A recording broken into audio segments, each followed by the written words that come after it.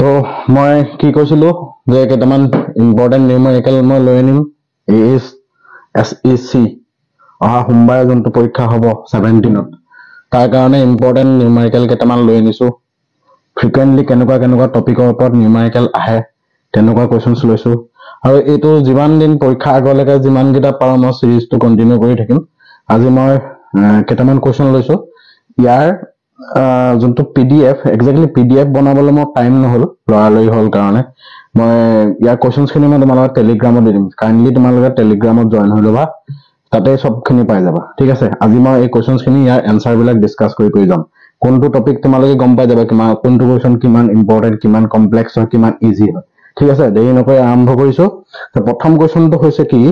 কোৱেশ্চনটো first কোৱেশ্চনটো আমাৰ কি লিখা আছে দুটা আধান আছে দুটা চাৰ্জ আছে এটা চাৰ্জ হৈছে তোমাৰ Q1 = 0.01 মাইক্ৰোকুলম আৰু এটা চাৰ্জ দিয়া আছে Q2 = -0.01 মাইক্ৰোকুলম ঠিক আছে আৰু এই দুটা আধানৰ মাজৰ দূৰত্ব মানে ইহঁতৰ মাজৰ ডিসটেন্স কিমান দিয়া আছে r = তোমাৰ 10 cm বুলি দিয়া আছে কোৱেশ্চনটোত কৈছে যে দুটা আধান আছে Q1 আৰু Q2 ইহঁতৰ মাজৰ ব্যৱধান 10 cm এতিয়া সুধিছে এই আধান দুটাৰ মধ্যবিন্দুত বিদ্যুৎ ক্ষেত্ৰৰ প্ৰাবল্য নিৰ্ণয় কৰিব লাগে তাৰমানে এই চাৰ্জ দুটাৰ মাজৰ যোনটো মিড পইণ্ট তাত ইলেক্ট্ৰিক ফিল্ড ইন্টেন্সিটি উলিয়াব লাগে কেনেকৈ কৰিবা চোৱা ডায়াগ্ৰামটো তোমালোকে এনেকৈ বনাই ল'ব পাৰা ইয়াত দিছে 2 মাৰ্ক দিছে ঠিক আছে 2 মাৰ্কৰ কাৰণে এই কোৱেশ্চনটো ডিজাইন কৰা হৈছে এটা প্লাস Q1 এটা প্লাস Q মাইনাস Q ঠিক আছে এটা প্লাস Q মাইনাস Q ধৰি লও Q1 Q2 বুলি ধৰি ল'ব পাৰা গটিকে এটো কি ফৰ্ম কৰিছে এটা ডাইপোল গঠন কৰিছে ঠিক আছে এতিয়া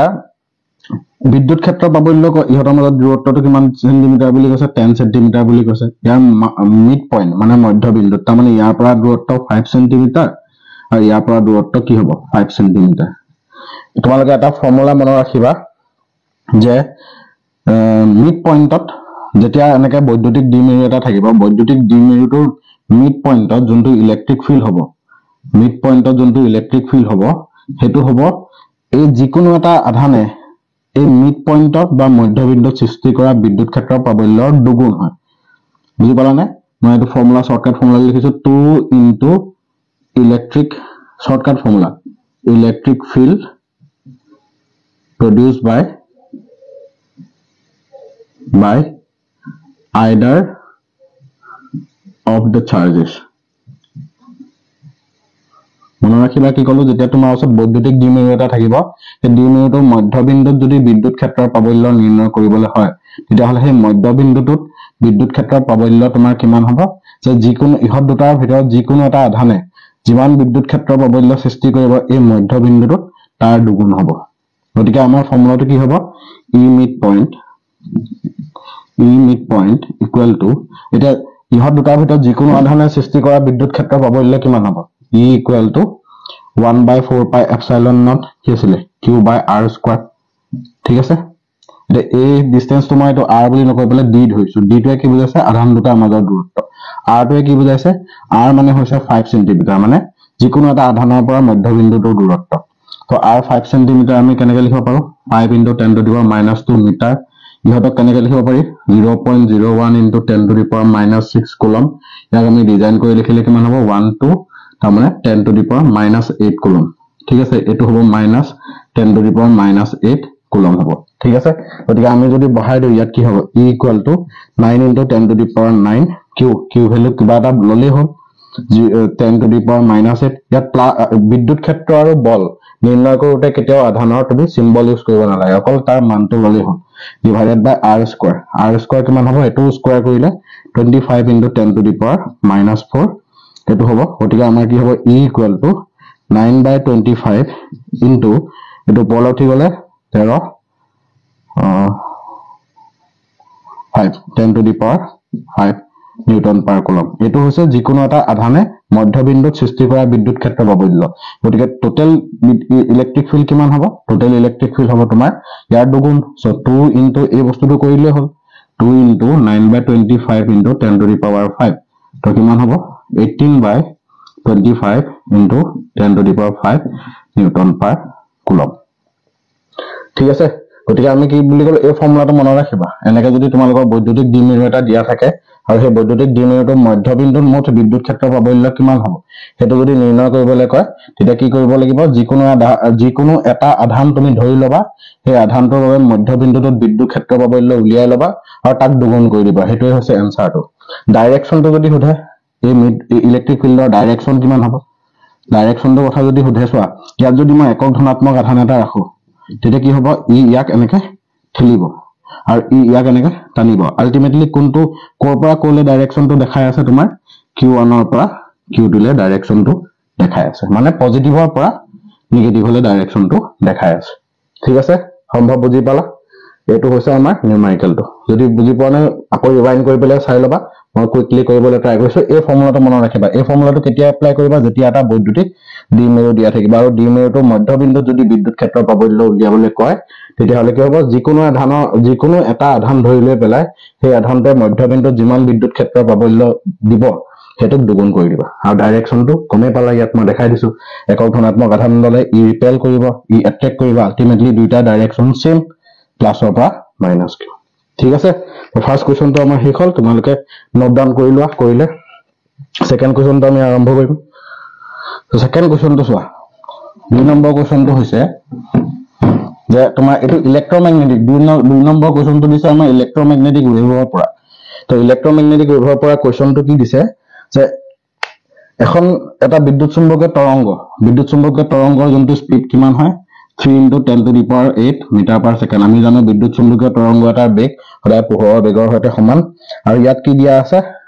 এই বিদ্যুৎ চুম্বকীয় তৰংগটোৰ কম্পনাংক দিয়া আছে 2 × 10 to the power তোমাৰ দিয়া আছে 10 হাৰ্টজ বুলি ঠিক আছে আৰু কৈছে কি ইয়াত যোনখন দোলন কৰি থকা অসিলেট কৰি থকা যোনখন ইলেক্ট্ৰিক ফিল্ড সেই ইলেক্ট্ৰিক ফিল্ডখনৰ ইন্টেন্সিটিটো মানে প্ৰাবল্যটো দিয়া আছে সৰি প্ৰাবল্য নহয় বিস্তাৰ এম্প্লিটিউডটো দিয়া আছে কিমান দিয়া আছে 48 ভোল্ট পাৰ মিটাৰ এটো মনত ৰাখিবা বিদ্যুৎ ক্ষেত্ৰৰ আমাৰ ইউনিটটো কি আছিল নিউটন পাৰ কুলম আছিল ইয়াৰ আৰু এটা ইউনিট হয় কি ভোল্ট পাৰ মিটাৰ ঠিক আছে হেতু মনত ৰাখিবা বিদ্যুৎ ক্ষেত্ৰ প্ৰাবল্যৰ ইউনিটটো আমি নিউটন পাৰ কুলম বুলি জানো আৰু এটা ইউনিট কি হৈছে ভোল্ট পাৰ মিটাৰ এতিয়া তোমাক কৈছে কি চুম্বক ক্ষেত্ৰখনৰ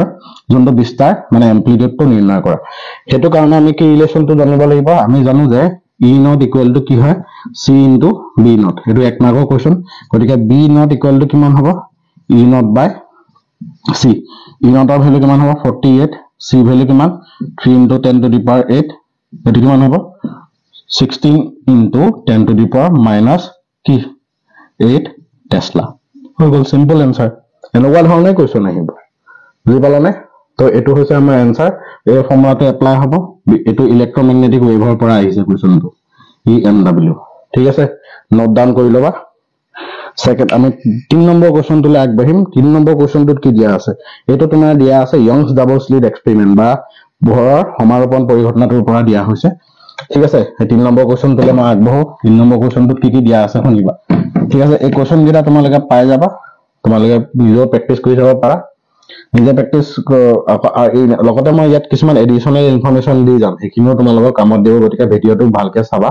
ভিডিওটো লগে লগে প্ৰেক্টিস কৰি যাব কিছুমান এডিশনাল ইনফৰমেশন মই দি যাম নেক্সট কোৱেশ্চনটো কি কৈছে ইয়ঙৰ ডি ছিদ্ৰ পৰীক্ষা এটা হৈছে তাৰে ছিদ্ৰ দুটাৰ মাজৰ দূৰত্বটো আমাৰ কি বুলি লিখো স্মল ডি ৰে বুজাও হেতু কিমান দিয়া আছে 1 মিলিমিটাৰ বুলি ইয়াত কোৱা আছে তাৰ মানে 10 to the power -3 মিটাৰ ঠিক আছে আৰু ইয়াত কৈছে কি সেই ছিদ্ৰ দুটাৰ মাজৰ এটা পোহৰ পঠি আছে যাৰ তৰংগ দৈৰ্ঘ্য কিমান হয় 500 নেনোমিটাৰ তাৰ মানে কিমান হ'ব 500 × 10 to the power -9 1 নেনোমিটাৰ মানে কি 10 to the power -9 metre so এটুক আমি কেনেকৈ লিখিব পাৰো 10 to the power -7 মিটাৰ বুলি লিখিব পাৰা ঠিক আছে আৰু ইয়াত খুদিছে কি ফ্ৰিঞ্জ উইথ প্ৰতিবেদ বিটা আমি জানো বিটা মানে কি বুলি কয় প্ৰতিব্যৱধান বা প্ৰতিবেদ বুলি কোৱা হয় বিটা কিমান দিয়া আছে তোমাৰ 0.5 মিলিমিটাৰ বুলি কোৱা আছে তাৰ মানে 0.5 × 10 to the power -3 মিটাৰ ইয়াক আমি স্ট্যান্ডাৰ্ড ফৰ্মত লিখিলে কিমান হ'ব 10 to the power -4 মিটাৰ ঠিক আছে এতিয়া খুদিছে যে স্লিট গিটা এই যে ইয়ংছ ডাবল স্লিট এক্সপেৰিমেন্টৰ আমাৰ এই যে স্লিটটো আছে ইহতৰ মাজৰ ব্যৱধানটোক ডি বুলি কোৱা হয়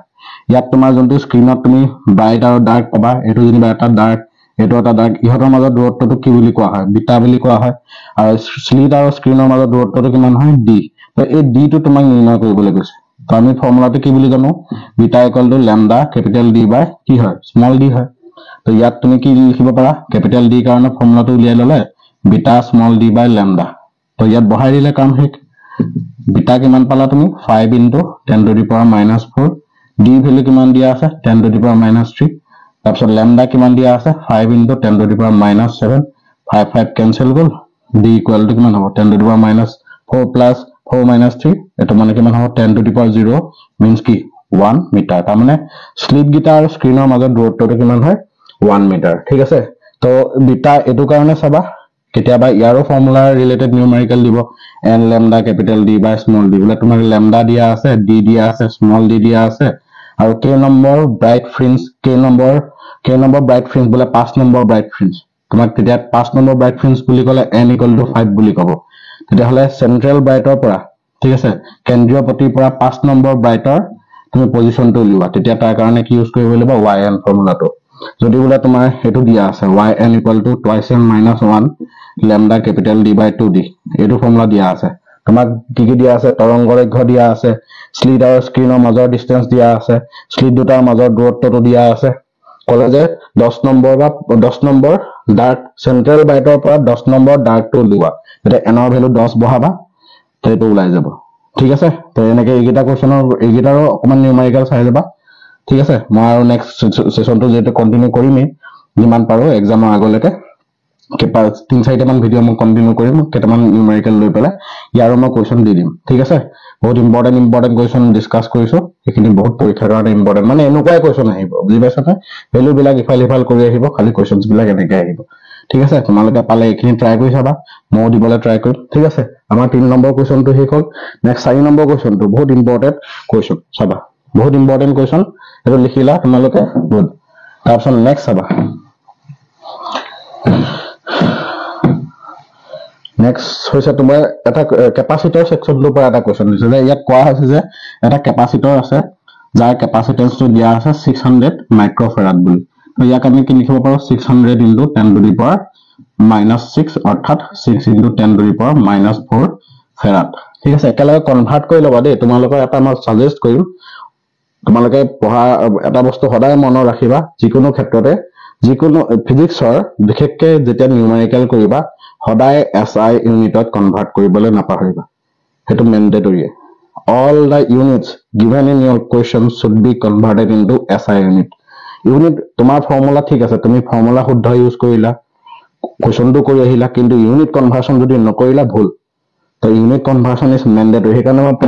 প্ৰতিটো কোৱেশ্চনতে এটা ইউনিট দেখাই গৈছো কেনেকৈ কনভাৰ্ট কৰিব লাগে ঠিক আছে তাৰপিছত কোৱেশ্চনটো কি কৈছে এই ক্যাপাসিটৰটো কাৰ লগত কানেকচন কৰিলে এটা ভল্টেজৰ লগত কানেকচন কৰিলে মানে বেটাৰীৰ লগত কানেকচন কৰিলে যাৰ তোমাৰ ভল্টেজটো কিমান দিয়া আছে 200 ভোল্ট বুলি দিয়া আছে ঠিক আছে এই পিডিএফ টো তোমালোকক দি দিম টেলিগ্ৰামত লৈ লবা দেই এট কোৱেশ্চন গিটা আছে খালি নিজে প্ৰেক্টিস কৰি চাবা এবাৰ তো এতিয়া কৈছে যে প্ৰথমতে তেতিয়া হলে এই ক্যাপাসিটৰটো এই ভল্টেজটোৰ লগত কানেকচন কৰাৰ লগে লগে এনাৰ্জি কিমান ষ্টৰ হ'ব 1/2 CV² এই ফৰ্মুলাটো আমি জানো এটো ডেৰাইভেশনো চাই যাবা কিন্তু ডেৰাইভেশন ভেৰি ইম্পৰ্টেন্ট মই কৈছিলো ডেৰাইভেশনটো চাই যাবা ইয়াৰ এবাৰ তো 1/2 CV² C মানে 6 into 10 to the power minus 4 V² মানে ইয়াক স্কয়াৰ কৰিলে কিমান হ'ব ইয়াক যদি মই স্কয়াৰ কৰো কিমান হ'ব 4 into 10 to the power 4 ইয়াক আমি কেনেকৈ লিখিব পাৰো 2 into 10 স্কয়াৰ বুলি লিখিব পাৰি নে নহয় ইয়াক স্কয়াৰ কৰিলে এটো হ'ব ঠিক আছে গতিকে 10 to the power minus 4 10 to the power 4 cancel গল 24/2 ইকুৱেল টু কিমান 12 জুল ঠিক আছে এটো হলকে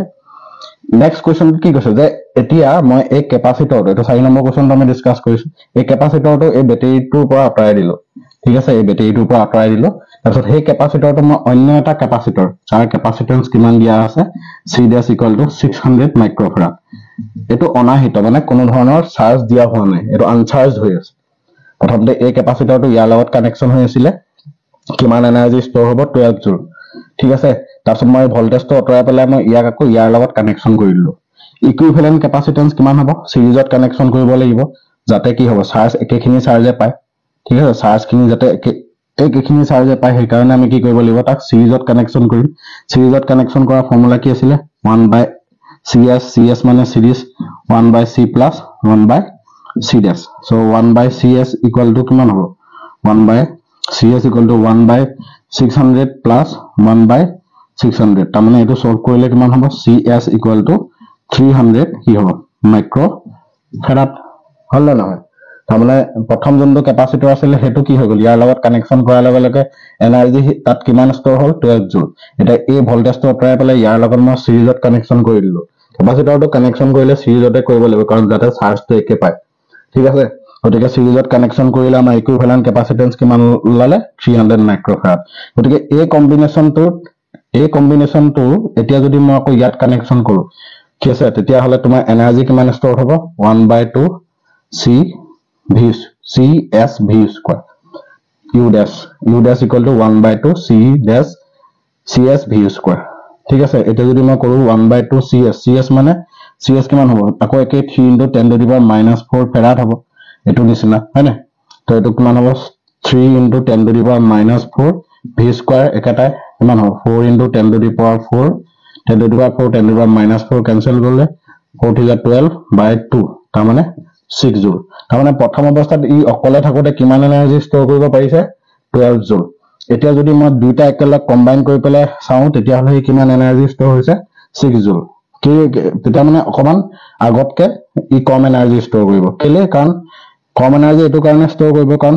এই কেপাসিটৰটো যোনটো মই সেকেন্ডত কানেকচন কৰিছিলো হেতু কি হৈ আছে আনচাৰ্জ হৈ আছে গতিকে যেতিয়া ইয়াৰ লগত কানেকচন কৰিম ইয়াৰ পৰা চাৰ্জ কিছুমান চাৰ্জ ইয়ালে গুছি আহিব গতিকে এই ইয়াৰ পৰা ইয়ালে যদি চাৰ্জটো গুছি আহে তেতিয়া হলে কি হ'ব এই কেপাসিটৰটো চাৰ্জ হ'বলৈ ষ্টাৰ্ট কৰিব আহিত হ'বলৈ ষ্টাৰ্ট কৰিব তো তেতিয়া হলে আহিত হ'বলৈ ষ্টাৰ্ট কৰাৰ লগে লগে সেই আহিত কৰা প্ৰক্ৰিয়াত কিছুমান শক্তি অপচয় হ'ব এটা হেতু উলিয়াবলৈ হৈছে কিমান শক্তি অপচয় হ'ব দা এনাৰ্জি লস কিমান হ'ব delta U equal to U minus U ডেশ U মানে কিমান জুল আছিল 12 জুল কিমান জুল এতিয়া পালো 6 জুল তো খৰচ কিমান হল তেতিয়া হলে 6 জুল ঠিক আছে তো মানে 600 মাইক্ৰোফেৰাডৰ কেপাসিটৰ মই 200 ভোল্টৰ লগত কানেকচন কৰোতে হি অকলে 12 জুল এনাৰ্জি ষ্টৰ কৰিব পাৰিছিলে এতিয়া মই হে এটো অতৰাই পেলাই ইয়াক যদি মই এটো আনচাৰ্জটোৰ লগত কানেকচন কৰো নতুন কেপাসিটেন্স এটো লাভ এটা ই কিমান এনাৰ্জি ষ্টৰ কৰিলে 6 জুল তাৰ মানে আগতকে কম কৰিলে কিমান কম কৰিলে কম কিহৰ কাৰণে কৰিলে তাৰ মানে এনাৰ্জি খৰচ হল কিমান খৰচ হল এটো মাইনাস কৰি দিব লাগিব ঠিক আছে এই কোৱেশ্চনটো দিছিলে তোমাৰ 3 মাৰ্কৰ কাৰণে ঠিক আছে বহুত ইম্পৰ্টেন্ট কোৱেশ্চন তোমালোকে চাই লবা ঠিক আছে সম্ভৱ লিখিলা এৰ নেক্সট কোৱেশ্চনটো আমি ডিসকাস কৰো মই কুইক কৰি গৈছো তোমালোকে দৰকাৰ হলে এনসাৰটো লিখো বুলি ভাবিলে ভিডিওটো পজ কৰি লবা তো নেক্সট কোৱেশ্চনটো চোৱা এতিয়া এটো ডুৱেল নেচাৰ এটা কোৱেশ্চন আহিলে ডুৱেল নেচাৰ কোৱেশ্চন হেতুত কি দিয়া আছে এটা লেজাৰ লাইট দিয়া আছে সেই লেজাৰ লাইটে কিমান কম্পোনেন্টৰ পোহৰ এৰি আছে 6 into 10 to the power 14 হাৰ্জৰ কম্পোনেন্টৰ পোহৰ এৰি আছে ঠিক আছে সেই লেজাৰ লাইটটো তোমাৰ পাৱাৰ দিয়া আছে পাৱাৰ কিমান দিয়া আছে তোমাৰ 2 into 10 to the power -3 watt দিয়া আছে এতিয়া সুধিছে পাৰ সেকেন্ড কিমান ফটন ওলাইছে পাৰ সেকেন্ড কিমান ফটন নিৰ্গত হৈছে তো 1 সেকেন্ডত কিমানটা ফটন ওলাইছে হেতু উলিয়াবলৈ কৈছে আমাক কোৱেশ্চনটো ঠিক আছে এটো কোৱেশ্চন 2 মাৰ্কৰ কাৰণে দিছে যে আমাৰ এটা লাইট সোৰ্স আছে লেজাৰৰ সোৰ্স এটা আছে সেই লেজাৰৰ সোৰ্সটো পাৱাৰটো দিয়া আছে আৰু ইমান ফ্ৰিকোয়েন্সি হি লাইটটো এৰি দিছে গতিকে 1 সেকেন্ডত কিমানটা ফটন নিৰ্গত হৈছে প্ৰথমতে এটা কাম কৰো ফটন যোনটো এটা ফটনৰ শক্তি উলিয়াই লও এটা ফটনৰ শক্তি কিমান হয় E equal to h new গতিকে E ইকুৱেল টু h ৰ ফৰ্মুলা জানা 6.63 into 10 to the power -34 frequency কিমান হ'ব 6 into 10 to the power 14 so E equal to 6.63 into 6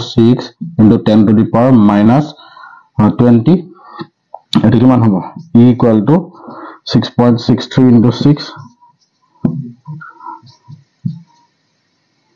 39.78 into 10 to the power -20 কি হয় জুল ঠিক আছে এটা ফটনে কিমান শক্তি কঢ়িয়াই আনিছে তেতিয়া হলে 39.78 into 10 to the power -20 জুল এটো এটা ফটনৰ এনাৰ্জি অফ 1 ফটন ঠিক আছে এনাৰ্জি অফ 1 ফটন কিমান হয় তোমাৰ এটো এটা তোমাক কৈছে 1 সেকেন্ডত কিমানটা ফটন ওলাই আহিছে তো পাৱাৰ মানে কি হয় পাৱাৰ মানে হৈছে টোটেল এনাৰ্জি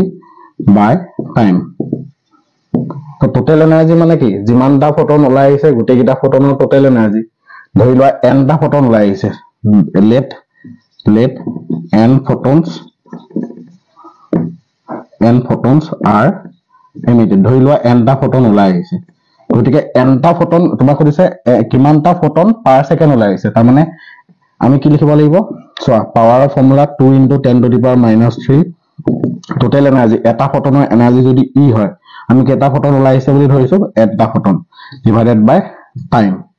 ঠিক আছে যদি মই কি লিখো 2 * 10⁻³ n/t বেলেগকে লিখিছো আৰু e মানে কিমান হয় আমাৰ 39.78 * 10⁻20 যদি মই এটো লিখো n/t একফালে আনিলে 2 * 10⁻³ ডিভাইডেড বাই এটো কিমান আছে সৰি -20 2 * 10⁻³ divided by 39.78 into 10⁻20 এই লেফট হ্যান্ড সাইডৰ পাৰ্টটোৱে কি বুজাই আছে ওপৰতে বুজাইছে নাম্বাৰ অফ ফটনস তলত ডিভাইড হৈ আছে টাইম তো number of photons emitted per second বুজি পালা নে এটো কি বুজাইছে number of photons emitted per second বুজি পালা তো এটো সলভ কৰিলে তোমাৰ আনসাৰটো ওলাই যাব মই গোটে সলি এখন ক্যালকুলেশনখন নকৰো আৰু তোমালোকে গম পাবাই n/t উলিয়াবলৈ কৈছে তো 2/39.78 into পাৱাৰটো কিমান হ'ব ওপৰলৈ উঠি যোৱাৰ লগে লগে 17 ফটনস কি পাৰ সেকেন্ড বুজি পালা না সিম্পল নিউমেৰিকেল হেতু কাৰণে তুমি কি কৰিব লাগিব এটা ফটনৰ এনাৰ্জি উলিয়াই ল'ব লাগিব ধৰি লোৱা এই লাইটৰ বাল্বটোৱে কেটা ফটন এৰিছে nটা ফটন এৰি দিছে গতিকে এটা ফটনৰ এনাৰ্জি e হলে nটা ফটনৰ কিমান হ'ব n এতিয়া 1 সেকেন্ডত কিমানটা ফটন উলিয়াবলৈ দিছে তাৰ মানে নাম্বাৰ অফ ফটনস পাৰ সেকেন্ড এটো উলিয়াব দিছে এটো কোৱেশ্চন দিছে তোমাৰ 2 মাৰ্কৰ কাৰণে ধুনীয়াকৈ লিখি লবা ঠিক আছে নেক্সট আমি আগবাঢ়ো 6 নম্বৰ কোৱেশ্চনটোলে 6 নম্বৰ কোৱেশ্চনটো চাবা কিহৰ ওপৰত দিছে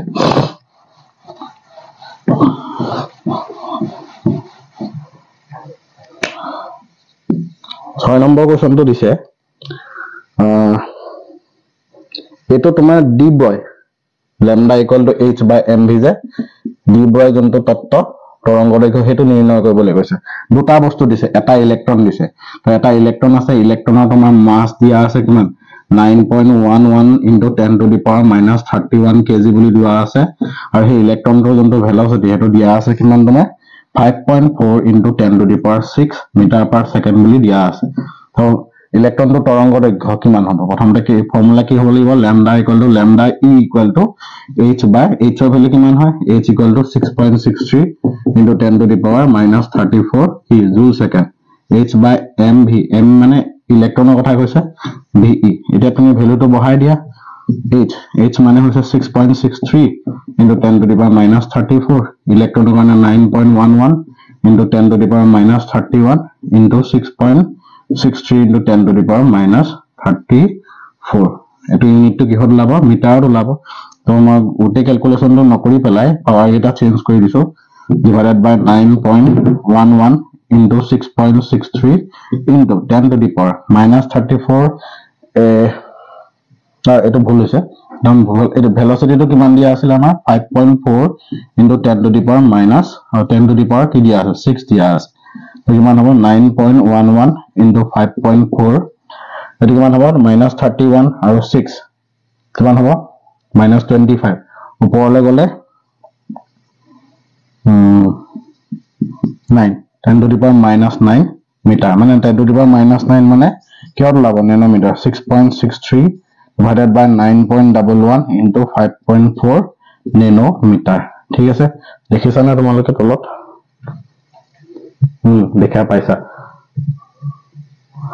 ঠিক আছে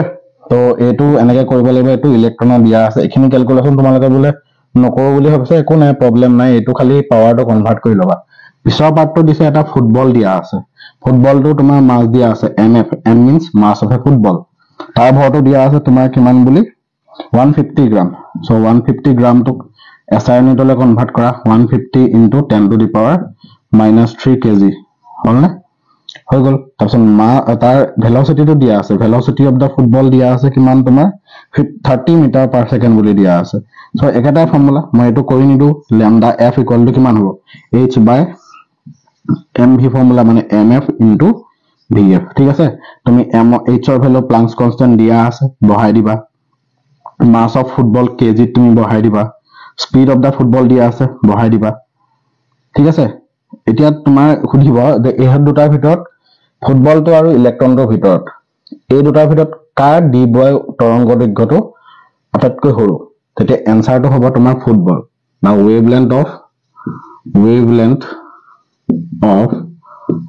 wavelength emitted by football is smaller as compared to electron কেলে কাৰণ ডিব্ৰয় তৰংগ দৈৰ্ঘ্যটোৱে কি বুজায় যে ডিব্ৰয় তৰংগ দৈৰ্ঘ্যটো সাধাৰণতে সৰু সৰু কণা যেনেকৈ ইলেক্ট্ৰন প্ৰটন এনেকুৱা মাইক্ৰোস্কোপিক বা সৰু সৰু কণাৰ ক্ষেত্ৰতহে এই ডিব্ৰয় তৰংগ দৈৰ্ঘ্যটো আমি অবজাৰ্ভ কৰিব পাৰিম স্পেক্ট্ৰমিটাৰ নামৰ ইনষ্ট্ৰুমেণ্টৰ সহায়ত আমি সৰু সৰু পাৰ্টিকল লাইক ইলেক্ট্ৰন প্ৰটন ঠিক আছে আলফা কণা ইহঁতৰহে আমি তৰংগ দৈৰ্ঘ্যটো অবজাৰ্ভ কৰিব পাৰিম কিন্তু ডাঙৰ ডাঙৰ বস্তুৰ ক্ষেত্ৰত কি প্ৰবলেম হ'ব ডাঙৰ ডাঙৰ বস্তুৰ ক্ষেত্ৰত তোমাৰ তৰংগ দৈৰ্ঘ্যটো বহুত সৰু ওলাব যেটো তোমাৰ স্পেক্ট্ৰমিটাৰ সহায়ত মেজাৰমেন্ট কৰিব নোৱাৰি ঠিক আছে তো সেই কাৰণে আমাৰ ডে টু ডে লাইফত তোমাক খুধে এটা কোৱেশ্চন খুধে যে ডিব্ৰয় তৰংগ দৈৰ্ঘ্য আমাৰ দৈনন্দিন জীৱনত কিহৰ বাবে এই ডিব্ৰয় যোনটো তত্ত্ব দৈনন্দিন জীৱনত আমি কিহৰ কাৰণে প্ৰয়োগ কৰিব নোৱাৰো কাৰণ তুমি এনসাৰটো ক'ব লাগিব যে আমাৰ দৈনন্দিন জীৱনত যিবোৰ বস্তু থাকে সেই বস্তুবোৰৰ ভৰটো বেছি থাকে আৰু স্পিডটো বহুত কম থাকে আমাৰ কাৰ স্পিড ইমানটো হয় কাৰো স্পিড ইমান নহয় হয়নে সো আমাৰ সাধাৰণতে স্পিড বিলাক কি হ'ব ডে টু ডে লাইফত স্পিডটো বহুত কম থাকে ঠিক আছে তো সেই কাৰণে ওপৰ যোনটো h আছে এই h ৰ মানটো বহুত সৰু তো এটোৰ কাৰণে আমাৰ কি হ'ব দৈনন্দিন জীৱনত যোনটো ল্যামডা বা তৰংগ দৈৰ্ঘ্য ওলাব এটা মই গতি কৰিলে বা তোমালোকে যদি গতি কৰা বা বল এটা মাৰি দিলেও তোমাৰ কি ওলাব তৰংগ দৈৰ্ঘ্য ওলাব কিন্তু এই তৰংগ দৈৰ্ঘ্যটো আমাৰ দৈনন্দিন জীৱনত মেজাৰেবল নহয় মেজাৰ কৰিব নোৱাৰো বহুত সৰু ওলায় স্পেক্ট্ৰমিটাৰৰ দ্বাৰা হেতু মেজাৰেবল নহয় গতিকে খুদিব পাৰে ঠিক আছে হেতু এটা এডিশনাল ইনফৰমেশন দি দিলো যে আমাৰ দৈনন্দিন জীৱনত ডিব্ৰয় তৰংগ দৈৰ্ঘ্য তোমাৰ এনেকৈ খুদিব যে ডিব্ৰয় তৰংগ দৈৰ্ঘ্যৰ বা ডিব্ৰয় যোনটো তত্ত্ব কেনে ধৰণৰ কণাৰ ক্ষেত্ৰত প্ৰযোজ্য তেতিয়া তুমি ক'ব লাগিব যে কিছুমান মাইক্ৰোস্কোপিক পাৰ্টিকল লাইক সূক্ষ্ম কণা যেনেকৈ ধৰি লোৱা ইলেক্ট্ৰন প্ৰটন আলফা কণা এনেকুৱা ধৰণৰ কণাবোৰৰ বা মৌলবিলাকৰ ক্ষেত্ৰত প্ৰযোজ্য হ'ব কিন্তু দৈনন্দিন জীৱনত এই ডিব্ৰয় তৰংগ দৈৰ্ঘ্যৰ যোনটো তত্ত্ব হেতু প্ৰযোজ্য নহয় কিহৰ কাৰণে কাৰণ দৈনন্দিন জীৱনত আমাৰ বস্তুবিলাকৰ ভৰ বহুত বেছি হয় আৰু কি হয় তোমাৰ স্পিডটো কম হয় তো সেই কাৰণে আমাৰ কি হ'ব যেহেতু h ৰ মান যথেষ্ট সৰু হয় সেই ক্ষেত্ৰত আমাৰ ক্ষেত্ৰত বা দৈনন্দিন জীৱনত প্ৰয়োগ হোৱা বস্তুবিলাকৰ ক্ষেত্ৰত এই ল্যামডাৰ মানটো যথেষ্ট সৰু হয় যিবোৰ যাৰ মানটো আমাৰ স্পেক্ট্ৰমিটাৰ নামৰ যন্ত্ৰৰ সহায়ত কেতিয়াও জুখিব নোৱাৰি ঠিক আছে তো সেই কাৰণে আমাৰ দৈনন্দিন জীৱনত এই তত্ত্বটো প্ৰযোজ্য নহয় তোমালোকে নোট ডাউন কৰি লবা নেক্সট কোৱেশ্চনটো আগবাঢ়ো 7 নম্বৰ কোৱেশ্চন 7 নম্বৰ কোৱেশ্চনটো কি হয়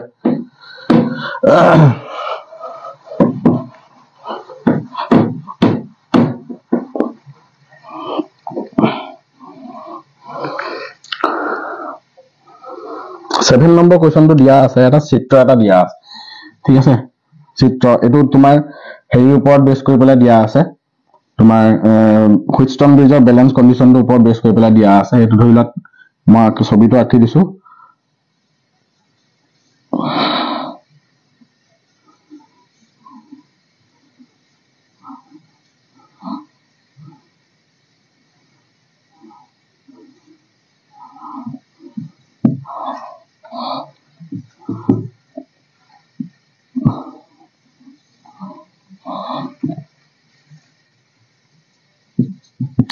দিয়া আছে প্ৰতিটো ৰেজিস্ট্যান্সে তোমাৰ 2 ওম বুলি দিয়া আছে এটো 2 ওম এটো 2 ওম এটো 2 ওম হয় এটো বি এটো সি এটা তোমাক কৈছে যে এ আৰু এয়া পইণ্টৰ নাম দিয়া আছে এটো ডি এই পইণ্টটো তো এ আৰু ডি ৰ মাজৰ সমতুল্য ৰোধ নিৰ্ণয় কৰিব লাগে ঠিক আছে তোমাক খুদিছে এ আৰু ডি বিন্দুৰ মাজৰ সমতুল্য ৰোধটো নিৰ্ণয় কৰিব লাগে কেনেকৈ নিৰ্ণয় কৰিবা ইয়াক আমি কেনেকৈ আঁকিব পাৰিম চোৱা প্ৰথমতে এ আৰু বি ৰ মাজত কোন আছে 2 ওম আছে প্ৰতিটোৱে 2 ওম গতিকে এ বিন্দু আৰু বি বিন্দুৰ মাজত আমাৰ কোন আছে 2 ওমটো আছে ঠিক আছে বি আৰু সি ৰ মাজত কোন আছে 2 ওম আছে বি আৰু সি ৰ মাজত কোন আছে তোমাৰ 2 ওম আছে এ আৰু সি ৰ মাজতো কোন আছে চোৱা বি আৰু সি ৰ মাজত 2 ওম কৰিলো সি আৰু ডি ৰ মাজত চোৱা এটো সি পইণ্ট হল সি আৰু ডি ৰ মাজতো তোমাৰ কি আছে 2 ওম আছে বি আৰু ডি মাজত চোৱা বি আৰু ডি মাজত 2 ওম এটো 2 ওম আৰু এ আৰু সি মাজত চোৱা কোন আছে এ আৰু সি মাজত এটো 2 ওম ঠিক আছে 2 ওম আমি ইয়াক এনেকুৱা কিবা পাৰো হুইটষ্টন ব্ৰিজটো লিখিয়া এ আৰু বি মাজত এই 2 ওমটো আছে বি আৰু ডি মাজত এটো আছে 2 ওম সি আৰু ডি মাজত আছে এই 2 ওমটো সৰি সি আৰু ডি মাজত এই 2 ওমটো আছে এ আৰু ডি মাজত এ আৰু সি মাজত এই 2 ওমটো আছে ঠিক আছে এতিয়া চোৱা তোমাৰ এটো মই নাম দিলো R1 এটো R2 বুলি নাম দিছো এটো R3 বুলি নাম দিছো এটো R4 আৰু এটো R5 হুইটষ্টন ব্ৰিজৰ ব্যালেন্স কন্ডিশনটো কি আছিল আমাৰ R2 by R1 equal to R4 by R3 ঠিক আছে এটো মই ধৰি লোৱা এটো R3 বুলি কলো এটো R4 বুলি কলো ঠিক আছে এটো R5 এতিয়া প্ৰথমতে চোৱা R2 by R1 মানে this divided by this R2 by R1 যদি মই কৰো কিমান হ'ব 2 by 2 কিমান হ'ব 1 হ'ব নে R4 by R3 কৰো R4 by R3 কৰো এটা কিমান হ'ব 2 by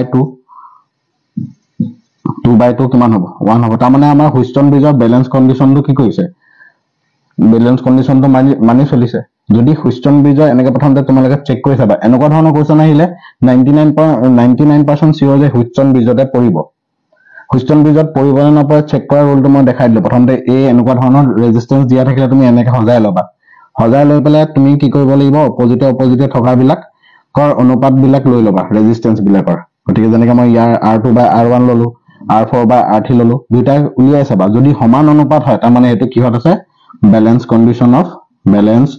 কন্ডিশন অফ কি Wheatstone bridge balance condition of Wheatstone bridge ঠিক আছে তো তেতিয়াহলে ব্যালেন্স কন্ডিশন যদি হুইটষ্টন ব্ৰিজ হয় এই যোনটো R5 টো আমি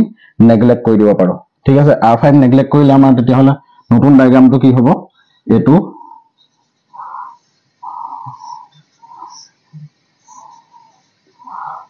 এ মাজৰ এটো নাইকিয়া হৈ যাব তেতিয়াহলে A B D C ঠিক আছে A B D C সব কি আহিব 2 ওম 2 ওম 2 ওম 2 ওম ঠিক আছে তো তুমি এনেকা চেক কৰি লৈ পেলাই এটো বনাই দিবা এতিয়া বাকি কাম নাই আৰু বাকি আমি সলভ কৰিব লাগে এতিয়া চোৱা A আৰু D এই যোনটা এই 2 ওম এটো কি বুলি নাম দিছিলো আমি R1 বুলি কৈছিলো হয়নে এই R1 টো হেতু কি আছিল R1 and R3 in কি series হয়নে R1 R2 কত থাকিব সিৰিজত গতিকে সিৰিজত থাকিলে কিমান হ'ব R dash equal to R1 plus R3 so 2 plus 2 কিমান হ'ব 2 plus 2 তোমাৰ 4 হ'ব নে নেক্সট তলৰ দুটাও সিৰিজত আছে তলৰ দুটা কি আছিল আমাৰ R2 আৰু R4 তো কি লিখিব পাৰিম R2 and R4 in কি series হয়নে R2 R4 series থাকিব তেতিয়া কি হ'ব R double dash equal to R2 plus R4 হয়নে তো R double dash equal to একে 2 plus 2 equal to 4 ওম এতিয়া তোমাৰ এই দুটা লগ লগাই কি পালো এই দুটা লগ লগাই পালো আমি R dash আৰু এই দুটা লগ লগাই আমি কি পালো এই দুটা লগ লগাই পালো R double dash আৰু ইহত দুটা R dash আৰু R double dash কিহত থাকিব প্যাৰালেলত থাকিব যদি প্যাৰালেলত থাকে ইকুইভ্যালেন্ট ৰেজিস্ট্যান্স কিমান হ'ব তোমাৰ 1 by R equal to 1 by R dash plus 1 by R double dash তাৰ মানে 1 by R equal to 1 by R dash মানে 1 by 4 1 by R double dash মানে 1 by 4 তো 1 by R equal to কি হ'ব 2 by 4 তাৰ মানে উল্টাই দিলে আমাৰ কিমান হ'ব R equal to কটাকটি গলে 2 ওম তো ফাইনাল আনসাৰটো আমাৰ কিমান লালে গোটে কম্বিনেশনটো A আৰু D এৰ মাজৰ টোটাল ৰেজিস্ট্যান্স কিমান হ'ব এটো দিছিলে তো আমাৰ আনসাৰটো কিমান আহিলে 2 ওম এনেকে চেক কৰি লবা হুইটষ্টন ব্ৰিজত পৰে নে নপৰে এনেকে যদি থাকে ম্যাক্সিমাম এনেকে যদি থাকে প্ৰথমতে এটো এৰেঞ্জমেন্টত কৰি লবা তাৰপিছত চেক কৰি চাবা মানে ম্যাক্সিমাম কেছত হুইটষ্টন ব্ৰিজে পৰে এনেকে থাকিলে তুমি এনেকে সজাই লবা তাৰপিছত চেক কৰি চাবা মই যেনেকে কৰি চালো ঠিক আছে এটো নোট ডাউন কৰি লবা তোমালোকে বহুত ইম্পৰ্টেন্ট কোৱেশ্চন পৰীক্ষাটো আহিছে এটো হল তাৰপিছত নেক্সট কোৱেশ্চনটো 8 নম্বৰ কোৱেশ্চনটো চাবা নেক্সট কোৱেশ্চনটো আমি চেক কৰো কোৱেশ্চন কেইটা কোৱালিটি কোৱেশ্চনে আনিছো তোমালোকে কৰি চাবা প্ৰেক্টিস কৰিবা এনেকে ধৰণৰ কোৱেশ্চনে আহিব পৰীক্ষাত যেহেতু নিউমেৰিকেলৰ কাৰণে প্ৰায় ষ্টুডেন্টে ফিজিক্সৰ নিউমেৰিকেলটো লৈ পেলাই অকমান প্ৰবলেম পৰে গতিকে মই সেই প্ৰবলেমটো সলভ কৰিবলৈ ট্ৰাই কৰিছো আৰু তোমালোকৰ সুবিধাৰ কাৰণে তাৰপিছত 10 নম্বৰ কোৱেশ্চন 10 নম্বৰ আহিলে আমাৰ কিমান কৰিলো আমি 8 নম্বৰ কোৱেশ্চন কৰিলো ন প্ৰবাবলি 8 নম্বৰ কোৱেশ্চন কৰিলো 8 নম্বৰ নাই কৰা নেকি 7 নম্বৰ কোৱেশ্চন কৰিলো 8 নম্বৰ কোৱেশ্চনটো চোৱা 8 নম্বৰ কোৱেশ্চনটো হৈছে তোমাৰ এখন লেন্স দিয়া আছে লেন্সখনৰ তোমাৰ ক্ষমতা দিয়া আছে -1.25 ডায়োপ্টাৰ দিয়া আছে ঠিক আছে তোমাক কৈছে ফোকাস দৈৰ্ঘ্য নিৰ্ণয় কৰা এটা 1 নম্বৰ কোৱেশ্চন আমি কি জানো পাৱাৰ = 1/f তো পাৱাৰ = 1/f পাৱাৰ মানে -1.25 = 1/f তাৰ মানে f = -1/1. কি হয় 25 তো f = আমি যদি সলভ কৰো কিমান হ'ব 1.25 ডায়োপ্টাৰ হয়নে তো মাইনাস এটো যদি মই 100 এ মাল্টিপ্লাই কৰো কিমান হ'ব -100 ডিভাইডেড বাই 125 এটো কিমান হ'ব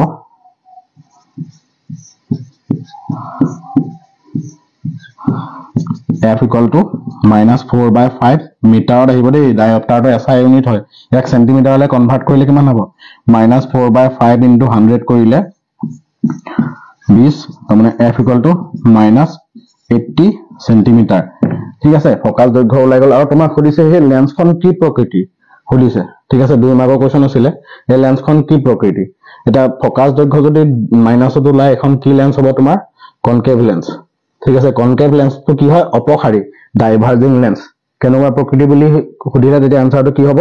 এই লেন্সখন কনকেভ লেন্স হয় মানে অবতল লেন্স হয় আৰু এইখনৰ অপসাৰী ধৰ্ম থাকিব মানে ডাইভাৰ্জিং নেচাৰ থাকিব ঠিক আছে সিম্পল কোৱেশ্চন 2 মাৰ্কৰ কাৰণে নেক্সট আমি কোৱেশ্চনৰ আগবাঢ়ো 8 নম্বৰ হৈ গল 9 নম্বৰ কোৱেশ্চন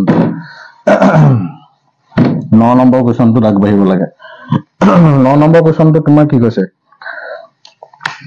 এটা হাইড্ৰোজেন পৰমাণু এটা এটমৰ কোৱেশ্চন আহিলে 9 নম্বৰ কোৱেশ্চন এটমৰ কোৱেশ্চন আহিলে যে তোমাৰ হাইড্ৰোজেন পৰমাণুৰ প্ৰথম কক্ষপথত হাইড্ৰোজেন পৰমাণু প্ৰথম কক্ষপথৰ ব্যাসাৰ্ধ দিয়া আছে r0 = 5.3 × 10⁻⁻11 মিটাৰ দিয়া আছে 3 নম্বৰ কক্ষপথত কিমান হ'ব আমাৰ ফৰ্মুলাটো কি আছিল rn = n² * r0 বুলি আছিল হয়নে r0 কি বুলি কোৱা হয় বৰ ৰেডিয়াস বৰৰ ব্যাসাৰ্ধ গতিকে n = কেই নম্বৰ কক্ষপথত হৈছে n = 3 গতিকে rn = কিমান হ'ব 3² * r0 r0 মানে হৈছে এটো 5.3 × 10⁻11 তো rn মানে কেই নম্বৰ কক্ষপথত 3 r3 = 9 × 5.3 × 10⁻11 so r3 = কিমান হ'ব 5.3 × 9 47.7 × 10⁻11 মিটাৰ হৈ গল জাস্ট সিম্পল এটো ফৰ্মুলা মনত ৰাখিবা খালি মই দিছিলো নহয় ডেৰাইভেশন এটা কৰা আছে প্লেলিষ্টতে পাই যাবা এই ডেৰাইভেশন ধুনীয়াকৈ কৰা আছে এইটা ফৰ্মুলা মই ৰাউন্ড কৰি তোমালোকক ফৰ্মুলা গিটা মই দি দিছো হেইতে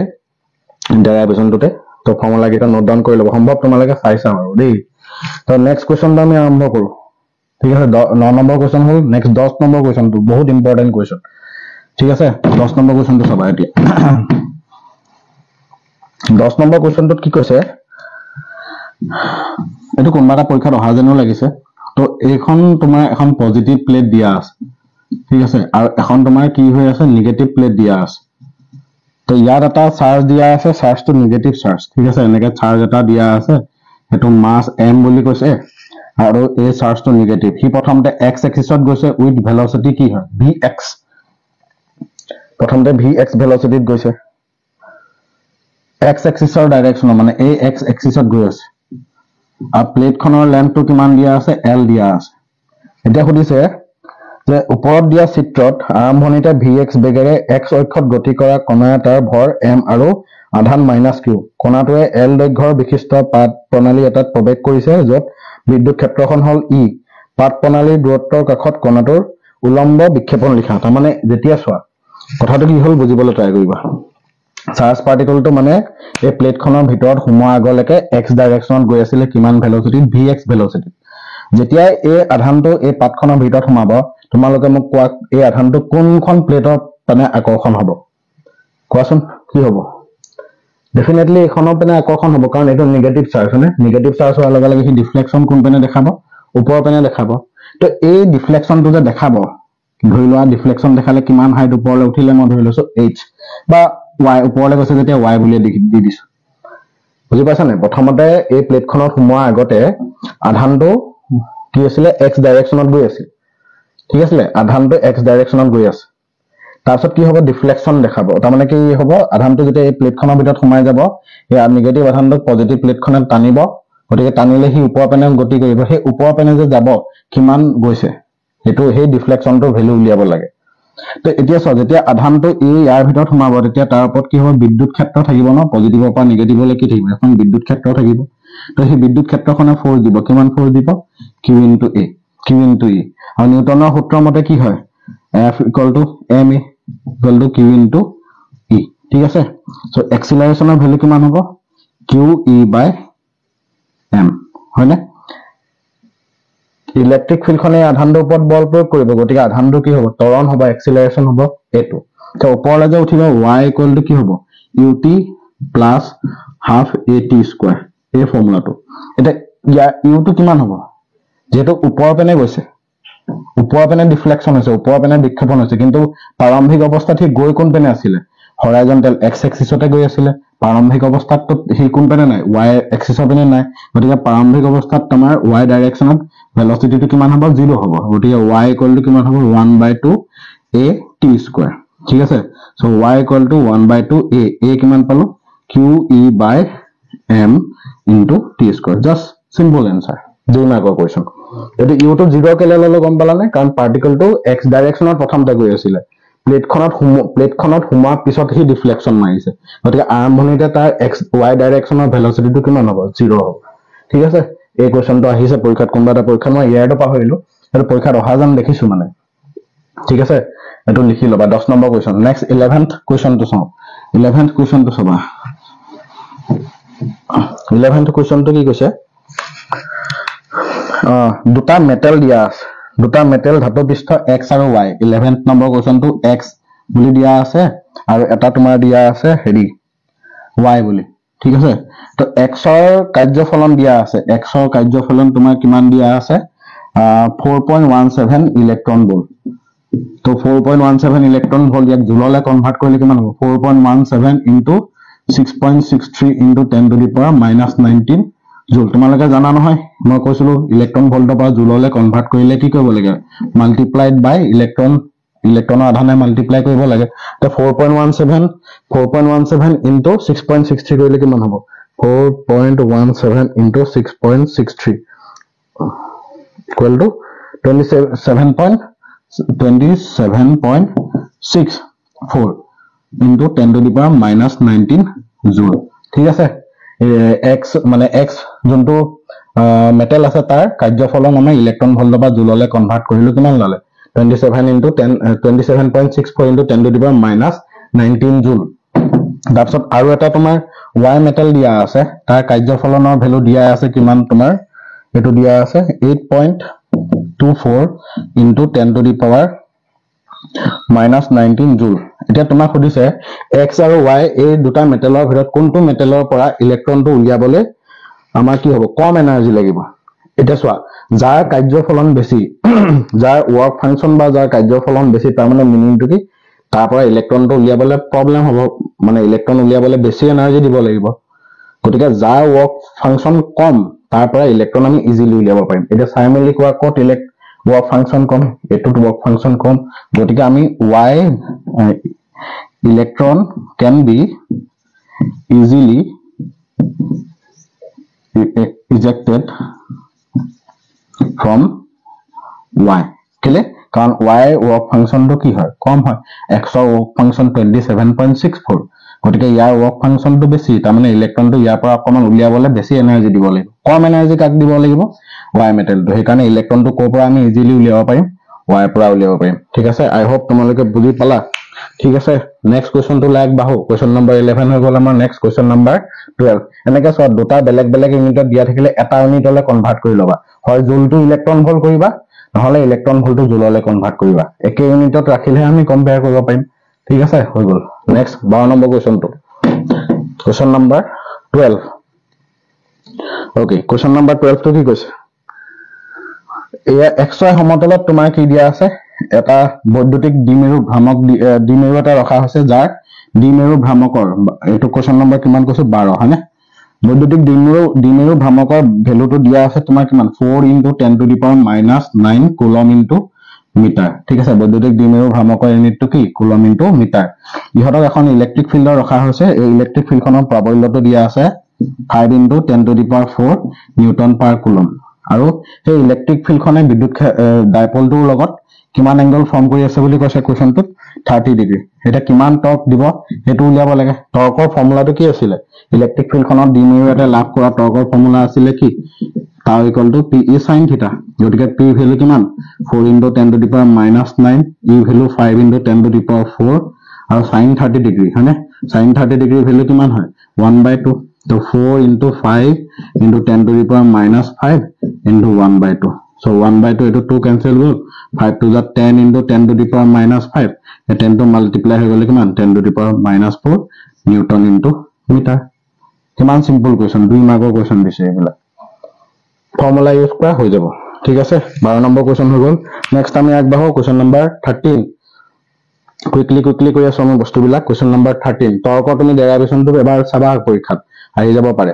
তৰ্কৰ ডেৰাইভেশনটো তৰ্কৰ নিউমেৰিকেল চাই যাবা ডেৰাইভেশনটো চাই যাবা ইজি দি ডেৰাইভেশন এটো আহিছে পৰীক্ষাত 2 মাৰ্কৰ ডেৰাইভেশনটা ঠিক আছে তাৰ পিছত নেক্সট কৈছে কি 12 নম্বৰ কোৱেশ্চন হৈ গল আমাৰ নেক্সট কোৱেশ্চন নম্বৰ 13 আচ্ছা এটো এটা ক্যাপাসিটৰ কোৱেশ্চন দিছে ক্যাপাসিটৰ কোৱেশ্চনটো কি ডাইইলেক্ট্ৰিক ইউজ কৰে এটা ক্যাপাসিটৰ আছে সেই ক্যাপাসিটৰটো প্ৰথমতে প্লেট দুখনৰ মাজত বায়ুশূন্য বুলি ৰখা হৈছে মানে এটো ক্যাপাসিটৰ প্লেট হয়নে এটো ক্যাপাসিটৰ প্লেট ধৰি লোৱা তো ইয়াৰ ভিতৰত কি আছে এয়াৰ আছে সো এয়াৰ থাকিলে তাৰ ক্যাপাসিটেন্স ক্যালকুলেট কৰি উলিয়াইছে কিমান উলাইছে 18 পিকোফেৰাড ঠিক আছে এটা হে প্লেট দুখনৰ মাজত মই কি বহাইলো কি ডাইইলেক্ট্ৰিক মিডিয়াম এটা বহাইলো তো ডাইইলেক্ট্ৰিক মিডিয়ামটো বহাই দিয়াৰ লগে লগে ক্যাপাসিটেন্সৰ ভ্যালু উলালে তোমাৰ 108 পিকোফেৰাড বুলি কৈছে তো তেতিয়া হলে এই যোনটো ডাইইলেক্ট্ৰিক মিডিয়াম বহালো হেতু নামটো কি কোৱেশ্চনটো কি সুধিছে যে যোনটো পদাৰ্থ আমি ভৰাইছো সেই পদাৰ্থটোৰ নামটো কি তো হেতু তেতিয়া হলে আমি কি জানো যে ডাইইলেক্ট্ৰিক মিডিয়াম এটা যেতিয়া আমি প্লেট দুখনৰ মাজত বহাই দিও তেতিয়া হলে ক্যাপাসিটেন্স কিমান গুণ বৃদ্ধি পায় k টাইমছ বৃদ্ধি পায় গতিকে 108 k into 18 তো এটো যদি কো 108/18 কিমান হ'ব 2 9 18 2 5 2 6 9 6 হয়নে সো k ভ্যালু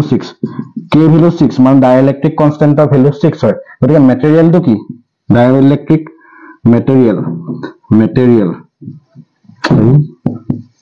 মেটেৰিয়েলটো কি সুধিছে তো মেটেৰিয়েলটো এটো ডাইইলেক্ট্ৰিক কনস্ট্যান্ট 6 থকা মেটেৰিয়েলটো এটো আনএক্সপেক্টেড কোৱেশ্চন মানে মেটেৰিয়েলটো কি ইমান মানে ভ্যালু বিলাকটো সবৰে সাধাৰণতে মনত নাথাকে কিন্তু মই তোমালোকক দি দিছো এই ডাইইলেক্ট্ৰিক কনস্ট্যান্ট যদি 6 উলায় মেটেৰিয়েলটোৰ নাম হৈছে প্ৰক্সিলিন প্ৰক্সিলিন বুলি কোৱা হয় যেতিয়া দাৰ যোনটো এটো এনেকৈ কৰিলেটো তুমি পটককে নোৱাৰিব পাৰে এটো এটা আনএক্সপেক্টেড ঠিক আছে এটো তুমি গ্যাৰান্টি ল'ব নোৱাৰা এনেকৈ ঘপকে মেটেৰিয়েলটোৰ নামটো যদি সুধি দিয়ে যদি মনত থাকেটো ভাল মনত নাথাকিলে তুমি ট্রাই অকমান চাবা আৰু যদি কিতাপত দিয়া আছে যদি ভ্যালু গিটা চাই লব পাৰিবা কিন্তু এটো কোৱেশ্চনটো নিউমেৰিকেলটো কৰিব পাৰিবা এটো মই জানো সিম্বল দিয়া আছে ক্যাপাসিটেন্সটো প্ৰথমতে এয়াৰ আছিল ইমানটো ক্যাপাসিটেন্স বাঢ়ি গল কিমান টাইমছ বাঢ়িব বুলি আমি জানো k টাইমছ বাঢ়িব ইয়াৰ ডেৰাইভেশনটো চাবা completely fill up parallel plate capacitor air থকা এপসাইলন নট a/d তাৰপিছত ডাইইলেক্ট্ৰিকটো ৰাখি দিলে সম্পূৰ্ণভাৱে তেতিয়া ক্যাপাসিটেন্স কিমান হয় আংশিকভাৱে ৰাখিলে কিমান হয় তিনটা ডেৰাইভেশন এবাৰ চাবা কিন্তু এই তিনটা ভিতৰত কোনবা এটা আহি যাব এনেকৈ নিউমেৰিকেলও দিব ঠিক আছে মই এটা দেখাই দিলো দে কোৱেশ্চন নম্বৰ 13 হল নেক্সট কোৱেশ্চন নম্বৰ 14 চাবা ঠিক আছে কোৱেশ্চনছ খিনি মই কোৱালিটি কোৱেশ্চন লৈছো তোমালোকে কিন্তু ইগনোৰ নকৰিবা ইগনোৰ মানে কি হয় এনেকুৱা ধৰণৰ কোৱেশ্চন যে আহিব বোৰ্ডৰ কাৰণে এই কাৰণে প্ৰেক্টিস কৰিবা আৰু তোমালোকৰ কথা কোৱেশ্চন নম্বৰ 14 টো কি হতিছে চোৱা এইটো কিন্তু বহুত ইম্পৰ্টেন্ট কোৱেশ্চন এনেকুৱা ধৰণৰ কোৱেশ্চনটা এবাৰ পাবো পাৰা তোমালোকে কোৱেশ্চনটো হৈছে কি ইয়ংছ ডাবল স্লিট এক্সপেৰিমেন্টৰ পৰা এটা কোৱেশ্চন হতিছে যে আমাৰ ইন্টেন্সিটি ইকুৱেশনটো কি আছিল I = 4I0 cos স্কয়াৰ কি 5/2 হয়নে এই ইকুৱেশনটো আছিল যে যদি হে তোমাৰ কি হ'ব পাথ ডিফাৰেন্স ডেল্টা x পথৰ ব্যৱধান যদি ল্যামডা হয় তেতিয়া হলে যোনটো ইন্টেন্সিটি আমাৰ ওলাব সেই ইন্টেন্সিটিটোক আমি k বুলি লিখিব লাগে এটা কাম কৰো ডেল্টা x যেতিয়া ল্যামডা হ'ব ডেল্টা x ল্যামডা হলে তোমাৰ ফেজ ডিফাৰেন্সৰ আৰু পাথ ডিফাৰেন্সৰ ৰিলেচন কি আছিল phi = 2π/λ into delta x হয়নে তো phi = 2π/λ into delta x মানে হৈছে lambda cancel গল phi = 2π ঠিক আছে তো ইয়াত যদি মই i ভ্যালু বহাও মানে 4I0 cos স্কয়াৰ 5/2 তাৰ মানে cos 5/2 হোল স্কয়াৰ এনেকৈ লিখিব পাৰি তো I = কিমান হ'ব 4I0 cos phi, phi মানে 2 pi divided by 2 whole square. Cancel গ'ল I equal to 4 I naught cos pi মানে কিমান minus 1 whole square তাৰ মানে কিমান হ'ব 1 হ'ব তাৰ মানে 4 I naught এটা মানে যেতিয়া তোমাৰ path difference lambda হয় phase difference এতিয়া কি হ'ব 2 pi হয় তেতিয়া intensity যোনটো আমাৰ এক্সপ্ৰেছন ওলাব কিমান ওলালে 4 I naught ইয়াৰ ভ্যালু কি বুলি ধৰিবলৈ কৈছে তোমাক k বুলি ধৰিবলৈ কৈছে এতিয়া কৈছে কোৱেশ্চনটোত কি বুলি সুধিছে যদিহে path difference lambda by 3 হয় তেতিয়া হলে ইন্টেন্সিটিটো কিমান হ'ব বুজি পালা যদি path difference কিমান হয় বুলি কৈছে যদি path difference lambda by কি কলে lambda by 3 হয় শুনিবা যদি path difference lambda by 3 হয় if path difference কি হয় lambda by 3 হয় তেতিয়া হলে phi কিমান হ'ব প্ৰথম হেতু উলিয়াব লাগিব 2 pi by lambda into delta x মানে কিমান lambda by 3 lambda cancel গ'ল phi equal to কিমান হ'ব 2 pi by 3 হয়নে intensity equationত বহাই দিয়া I equal to 4 I naught cos phi মানে cos 2 pi by 3 whole square আহিব sorry cos phi by 2 নহয় জানো cos phi by 2 whole square ঠিক আছে এই পাৰ্টটো তোমালোকে লিখি লোৱাচোন মই মহাই লম মানে বা ওপৰতে লিখি দিছো চাবা তো ওপৰতে লিখি দিছো হেড পালে দেখি পাইছা চাগে I equal to 4 I naught cos phi by 2 তাৰ মানে cos phi ভ্যালু কিমান পালা 2 pi by 3 2 pi by 3 divided by 2 whole square এই 2 to cancel গ'ল so I equal to 4 I naught cos pi by 3 cos pi by 3 whole square ঠিক আছে I equal to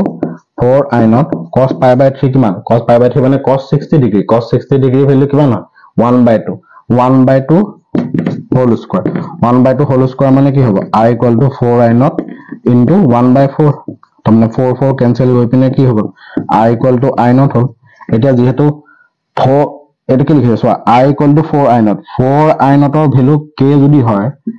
I naught ৰ value কিমান হ'ব k by 4 হ'ব না নহয় গতিকে ইয়াত আমাৰ I equal to কিমান হ'ব I naught মানে k by 4 কি ক'লো আকৌ এবাৰ শুনিবা আমি আমাক সুধিছে যে আমাৰ ইন্টেন্সিটিটো কথা সুধিছে যে Young's double slit experiment intensity equation to হৈছে এটো NCERT ধুনিয়াকৈ লিখা আছে এটো যদি path difference lambda হয় তোমাৰ সুধিছে ইন্টেন্সিটি যিমান ওলাব যদি path difference lambda হয় ইন্টেন্সিটি যিমান ওলাব হেতু ভ্যালু কাৰ লগত ইকুৱেল k লগত ইকুৱেল এটা তোমাৰ সুধিছে যদি path difference lambda by 3 হয় তেতিয়া হলে ইন্টেন্সিটি কাৰ লগত ইকুৱেল হ'ব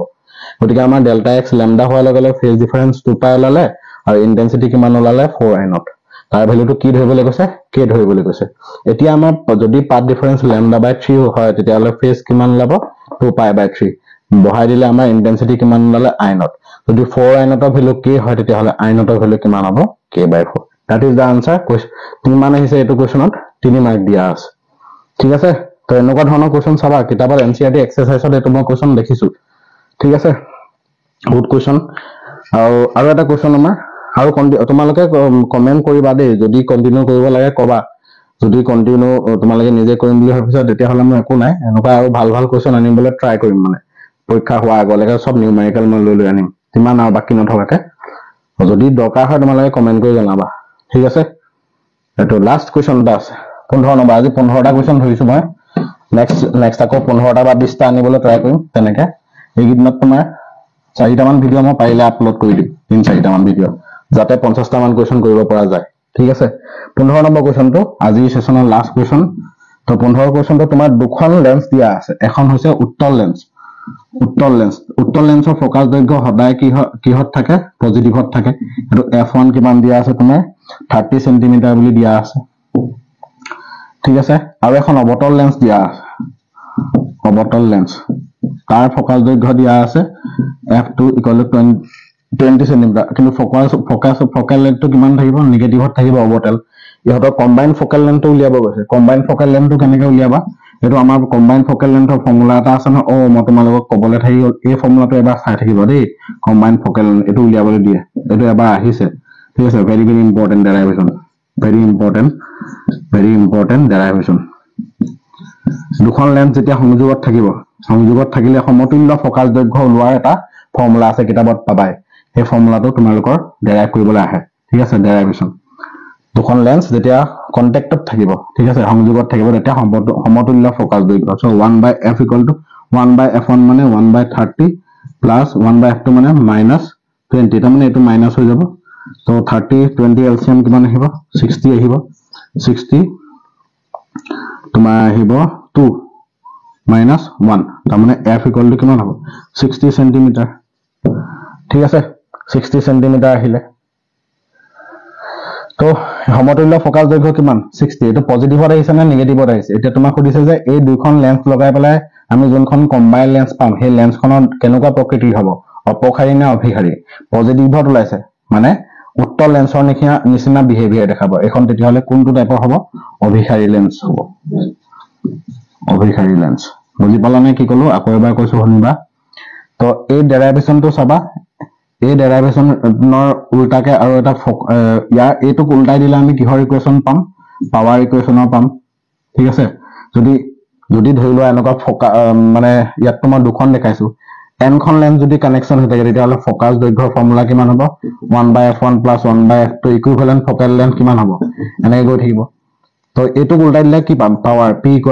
p1 + p2 + p3 + এনেকৈ গৈ থাকিব যদি ইয়াত আমাৰ কি হ'ব দুখন লেন্স আছে এখন উত্তল লেন্স আৰু এখন অবতল লেন্স উত্তল লেন্সৰ ফোকাস দৈৰ্ঘ্য পজিটিভ অবতল লেন্সৰ ফোকাস দৈৰ্ঘ্য নেগেটিভ সমতুল্য ফোকাস দৈৰ্ঘ্য উলিয়াবলৈ দিলে আমাৰ কিমান হ'লে এনসাৰটো এটো ভুল হৈছে মোৰ ক্যালকুলেশনটো চাবা ক্যালকুলেশনটো ভুল হৈছে কি এলসিএম 60 হিলা নাই 32 * 60 -23 * 60 তো আমাৰ কিমান আহিলে 1/f = -1/60 তাৰ মানে f = -60 সেন্টিমিটাৰ তাৰ মানে নেগেটিভত ওলাইছে লেন্সখনে কেনেকুৱা ধৰণৰ বিহেভিয়াৰ দেখাইছে অবতল লেন্স গতিকে অবতল লেন্স হলে কেনেকুৱা ধৰণৰ নেচাৰ হ'ব অপকাৰী নেচাৰ মানে ডাইভাৰ্জিং টাইপৰ লেন্স হ'ব পোহৰ ৰশ্মিবিলাক ডাইভাৰ্জ হৈ যাব গতিকে